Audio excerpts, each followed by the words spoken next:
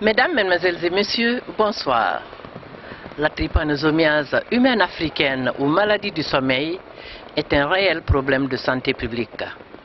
C'est pourquoi la tenue aujourd'hui de la réunion du comité de pilotage.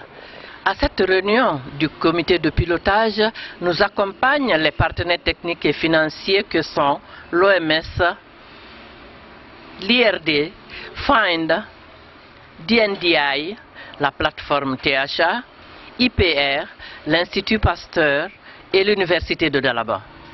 Tous ces partenaires techniques et financiers nous accompagnent dans l'élimination de la trypanosomiase humaine africaine en Guinée. Vous savez, actuellement, il n'y a que 2 foyers importants en Afrique, c'est la Guinée et la Côte d'Ivoire. Donc, mesdames, mesdemoiselles et messieurs, je souhaite vivement que cette réunion puisse aboutir à l'élimination en 2020 de la trypanosomiase humaine africaine en Guinée.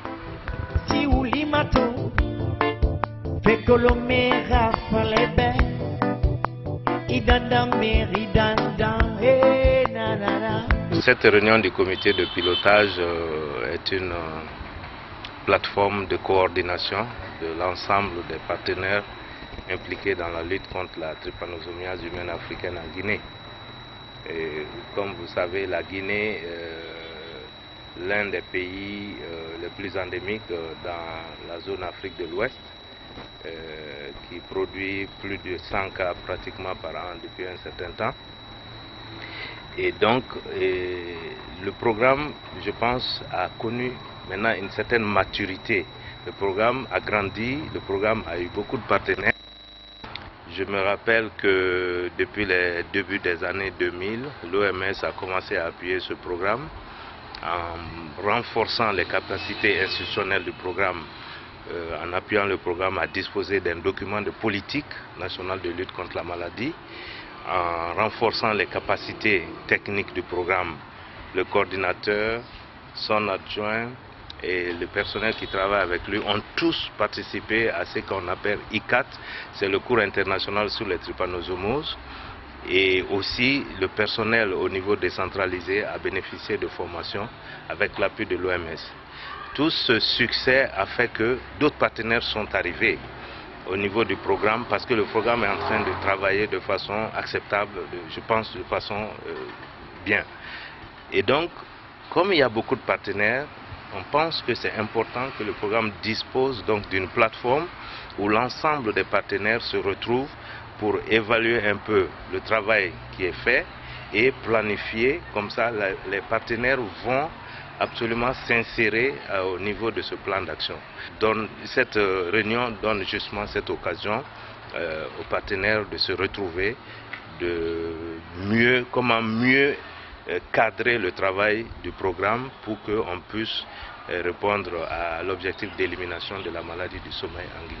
Alors le but de cette réunion, c'est donc de rassembler les différents partenaires qui sont impliqués dans la lutte contre la trypanosomiase humaine africaine, qui est, comme vous le savez, présente en Guinée, et essayer d'identifier les principales activités et faire un plan d'activité pour la prochaine année, afin d'avoir quelque chose de coordonné entre les différents partenaires. Le programme national de lutte contre la trypanosomiase, de faire une évaluation d'abord de la planification des activités de lutte contre la trypanosomiase qui se sont déroulées en 2017 et de projeter une planification des activités pour 2018.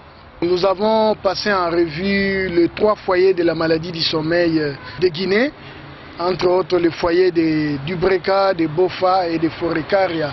Ensemble, nous voulons essayer de voir quels sont les villages à risque potentiel pour la trypanosomiase et voir en 2018 quels sont les villages qui feront l'objet du dépistage actif et également les activités de surveillance des sites sentinelles qui sont appuyés par l'OMS et voir dans quelle mesure le programme pourra mener à bien ces activités. Vu les résultats qui ont été présentés, je pense que bien que ce qui a été fait est quand même à noter, il reste beaucoup de choses. Donc voilà pourquoi je vais leur dire courage. Heureusement que les réflexions sont encore toujours en train d'être menées. Et je crois qu'on pourra avoir beaucoup plus de vision quant à vers où tendre nos travaux en commun et pour pouvoir aboutir à l'élimination de la maladie d'ici peu. Et vous savez, le CIDES a une très longue histoire de collaboration avec le programme national de lutte contre la trypanosomiase humaine. Donc à chaque fois que nous sommes sollicités en tant que partenaires, nous venons aussi participer à ces travaux, une amélioration des activités à venir. Il y a un partenariat qui date depuis les années 90 entre le programme national de lutte THA en Guinée et l'Institut de recherche pour le développement et aussi même l'Institut Pierre Richer de Bouaké en Côte d'Ivoire. Il faut juste savoir une chose, c'est que on n'a pas forcément une vision nationale quand on parle d'élimination d'une maladie, on a une vision internationale et nous c'est vrai qu'on s'engage beaucoup actuellement dans l'élimination de la maladie à l'échelle de la sous-région ouest africaine. Donc voilà la raison pour laquelle le docteur Camara et le programme national de lutte a sollicité des chercheurs donc d'autres institutions sous-régionales, internationales, pour venir contribuer aux efforts d'élimination ici en Guinée. Et donc c'est pour ça qu'on est venu apporter notre modeste contribution et notre expérience sur ce sujet.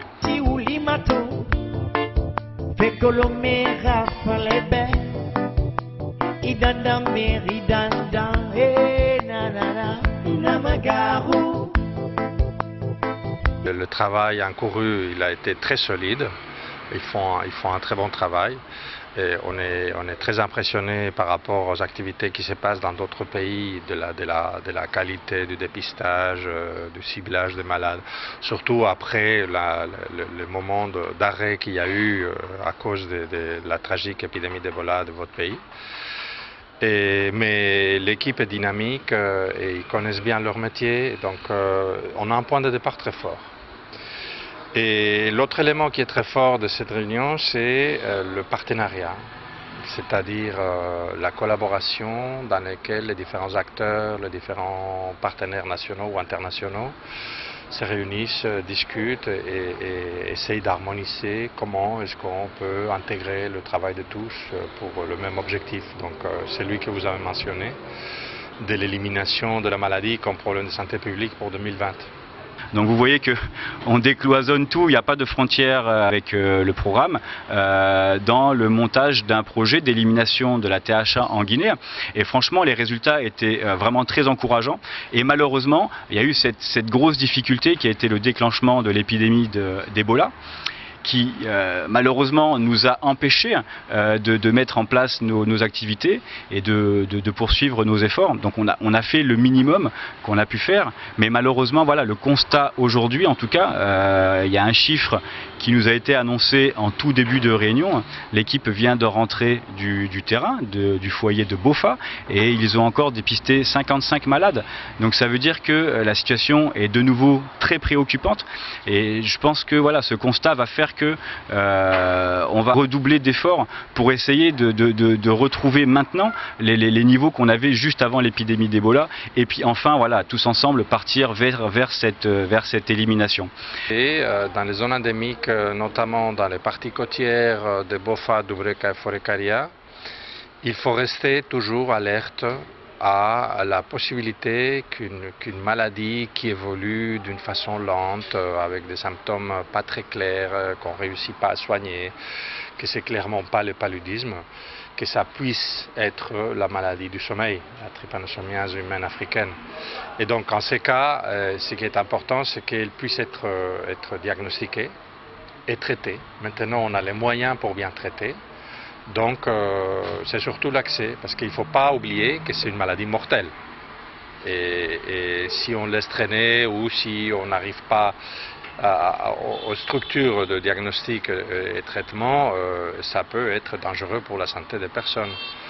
Et maintenant, il y a déjà un programme dans lequel il y a une distribution de tests diagnostiques dans beaucoup de structures de cette région côtière de la Guinée. Et donc, il faut simplement en profiter, que c'est d'ailleurs un service gratuit.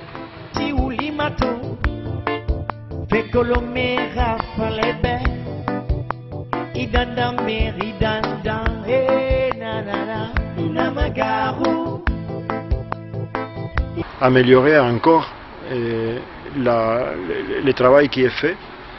Il faut commencer pour dire qu'en Guinée, il y a déjà un historique qui compte avec une bonne quinzaine d'années de travail réalisé en constante amélioration pour la lutte contre cette maladie. Les résultats sont déjà bien visibles dans les contrôles de la transmission de cette maladie, mais aussi dans la qualité du travail de ce qu'on appelle la surveillance.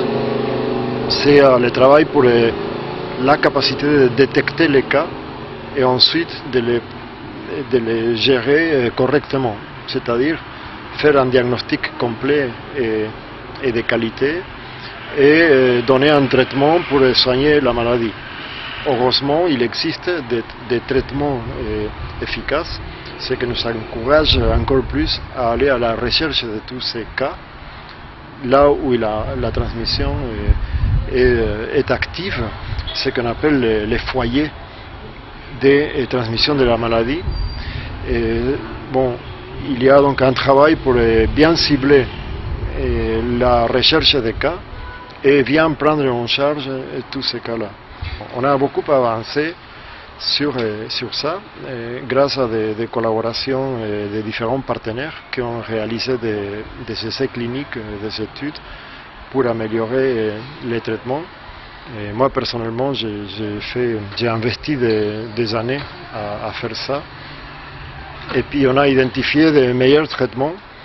Aujourd'hui, on a des traitements très efficaces, mais on n'est pas encore dans le cadre idéal des traitements parce qu'il y a toujours une certaine complexité d'administration qui demande de la formation spécifique du personnel de santé et de l'équipement, des intrants spécifiques pour administrer le traitement, parce que c'est des traitements parentéraux qu'on appelle, donc en intraveineux ou en intramusculaire, c'est des injections qu'il faut administrer. Donc ça dépend après des stades de la maladie. On peut avoir le stade 1 et le stade 2, c'est une maladie progressive. Avec les traitements, on peut guérir très bien la grande majorité des cas. Sans les traitements, les patients vont mourir. Cette maladie est progressive jusqu'à la mort. Alors, le rôle de FIND, en fait, est de faciliter le développement de nouveaux tests diagnostiques. Donc nous travaillons exclusivement sur les diagnostics pour différentes maladies. À la base, quand FIND avait été établi en 2003, c'était pour travailler sur la tuberculose, mais après il y a eu d'autres maladies comme le paludisme et la maladie du sommeil, puis d'autres maladies. Et notre rôle est donc de faciliter et de soutenir des partenariats afin d'avoir des nouveaux tests qui sont développés et qui sont mis à disposition des pays qui en ont besoin. Donc depuis qu'on a commencé notre programme à FIND sur la maladie du sommeil en 2006, on a pu développer plusieurs tests qui sont maintenant utilisés en République de Guinée, dans les régions endémiques et en particulier dans les 3 foyers qui se trouvent sur le littoral, donc dans les préfectures de Boffa, Dubreka et Forêt-Caria, où en particulier nous soutenons le dépistage passif, c'est-à-dire que nous avons mis à disposition des tests rapides qui sont très simples d'utilisation, comme des tests pour le paludisme, qui sont disponibles dans environ 90 structures de santé, donc des centres de santé ou des petits postes de santé, et où on peut faire le dépistage des malades et identifier des personnes qui sont en fait suspectées d'être porteuses du parasite responsable de la maladie du sommeil. Et une fois que ces personnes sont identifiées comme suspectes, elles sont référées au centre de la préfecture pour faire des tests complémentaires et pour mettre en évidence la présence des parasites par d'autres méthodes qui sont essentiellement basées sur la microscopie et l'examen par exemple du sang.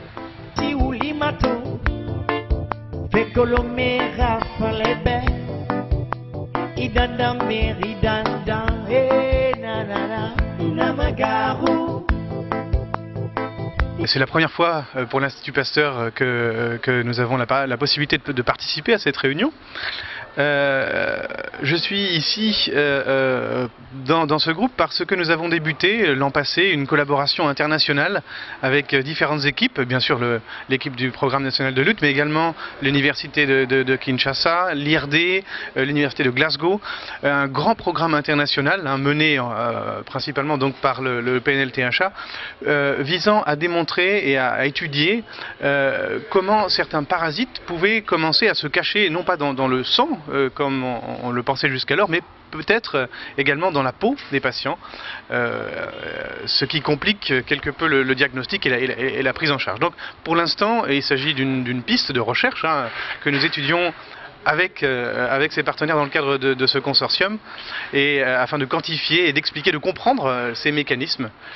Donc c'est donc encore une fois un plaisir pour l'Institut Pasteur de participer à ces recherches. Comme vous l'avez souligné, effectivement, l'Institut Pasteur est intervenu à de multiples reprises pendant l'épidémie d'Ebola, a réagi très vite, a investi d'importants moyens, en particulier concernant le diagnostic, et via le réseau international des Instituts Pasteur, pour la mise en place d'une valisette de diagnostic rapide pour pouvoir le plus vite possible détecter le virus.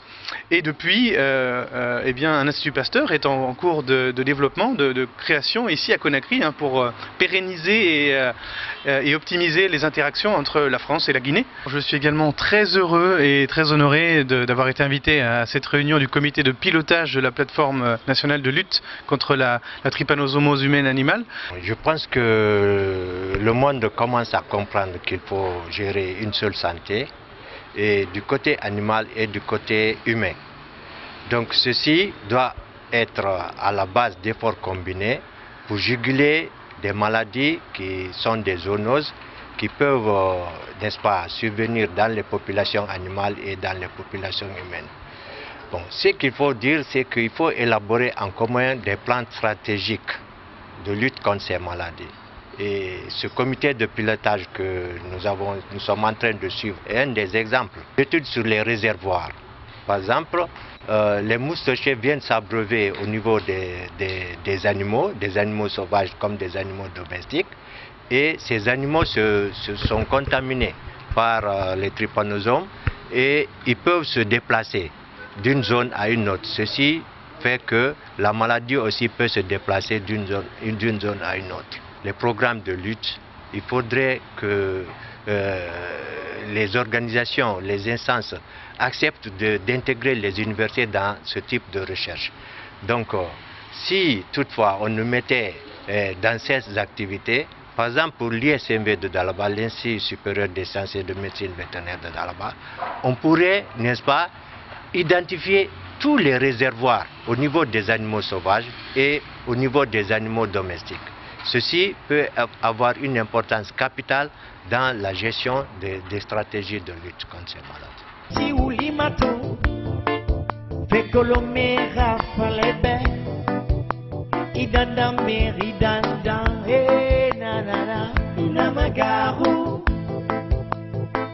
Donc aussi un des aspects importants qu'on discute dans ces réunions, là vous avez vu ce que c'est les projets vraiment de lutte pour améliorer la prise en charge, la détection des malades.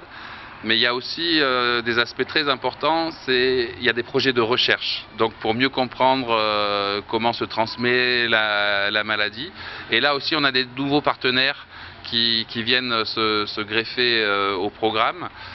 Notamment pour étudier, peut-être essayer de trouver des nouveaux outils de diagnostic qui permettent de dépister plus de malades. Donc on a beaucoup d'espoir avec des projets notamment avec l'Institut Pasteur et l'Université de Glasgow de pouvoir faire des progrès dans le domaine du diagnostic. Et il y a aussi une chose très importante, c'est que l'année prochaine va commencer des études cliniques. Donc ça c'est le DNDI, qui est une fondation internationale qui travaille sur les médicaments pour les maladies tropicales négligées, qui va lancer dès le mois de janvier-février des études cliniques pour des nouveaux médicaments qui sont alors des médicaments oraux. Donc ça, ce serait vraiment, c'est vraiment un progrès très important puisque aujourd'hui le traitement est très difficile avec des perfusions 2 fois par jour. Et donc là, on va y avoir des études sur ces nouveaux médicaments qui ont déjà été testés ailleurs, qui marchent pour voir comment on peut les introduire en Guinée. Et donc ça, c'est aussi une très bonne nouvelle parce que si ça marche bien, le traitement des malades sera grandement facilité. Une bonne partie des malades, on pourra les traiter à domicile. Ils n'auront pas besoin de quitter leur village pour venir passer 15 jours à l'hôpital pour le traitement. Donc ça aussi, c'est une bonne nouvelle et ça fait partie vraiment des discussions qu'on a ici. Pour la population, je dirais vraiment que sans la participation communautaire, on ne peut pas trouver les malades. Il faut une bonne participation. Nous sommes en train d'envoyer les théâtres au niveau des communautés touchées, mais il faut que chacun de son côté envoie le message dans son village pour dire que quand ces équipes-là viennent, ils n'ont qu'à aller pour se faire voir, pour se faire visiter. Tous les cadres qui sont aujourd'hui en Guinée et qui ont des parents dans ces foyers, je leur demande de sensibiliser ces parents-là pour venir vers les équipes. Le traitement est gratuit. Le traitement est gratuit, la prise en charge de la trypanosomiase est gratuite. Donc il n'y a rien à payer. Et nous partons souvent vers ces communautés pour aller faire le diagnostic. L'OMS est le partenaire traditionnel des pays, c'est le secrétariat des pays. Donc l'OMS est là pour apporter l'appui technique indispensable à la mise en œuvre correcte des activités. Et dans ce cadre, l'OMS, comme je dis, était là avant. L'OMS est là aujourd'hui et l'OMS sera toujours avec le programme demain en essayant de guider techniquement, en essayant d'apporter aussi l'appui aux besoins logistiques, l'appui pour que les activités puissent se faire de manière telle que ça devrait se faire.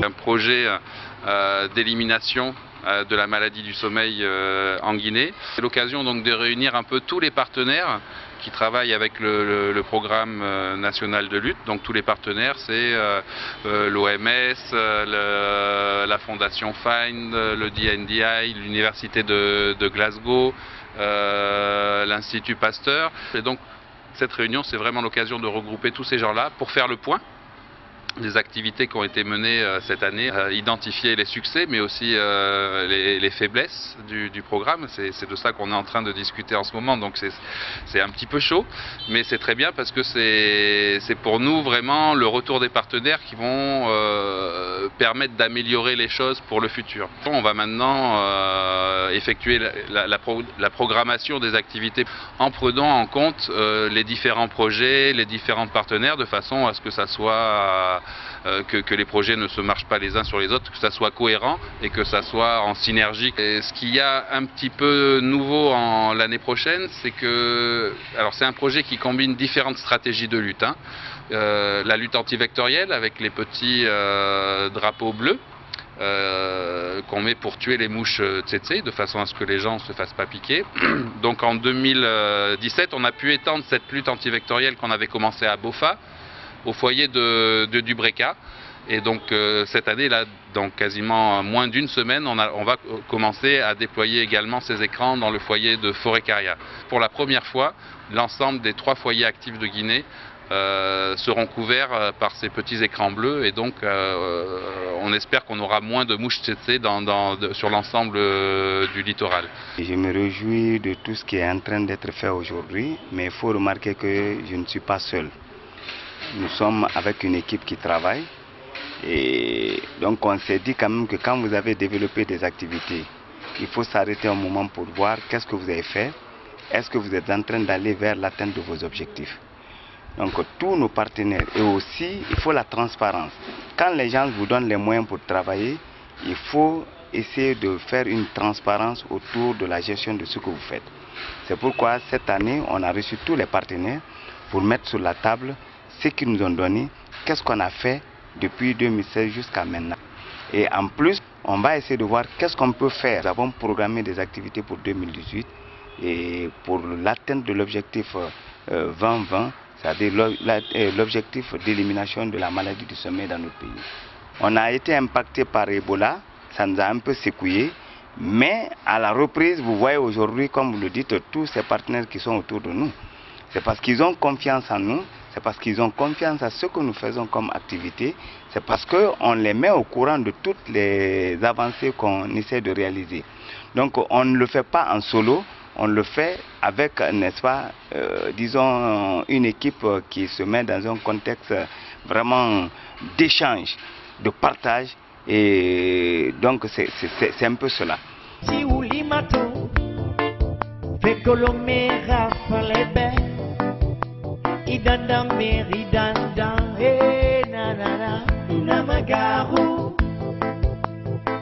Je remercie beaucoup vraiment le ministère, les autorités du ministère de la Santé. Ils ont créé les conditions pour que le programme puisse s'épanouir. Et ça, c'est important.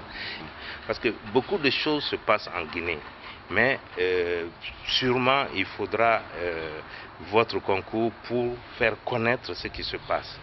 La Guinée est un véritable laboratoire en matière de lutte contre la maladie du sommeil.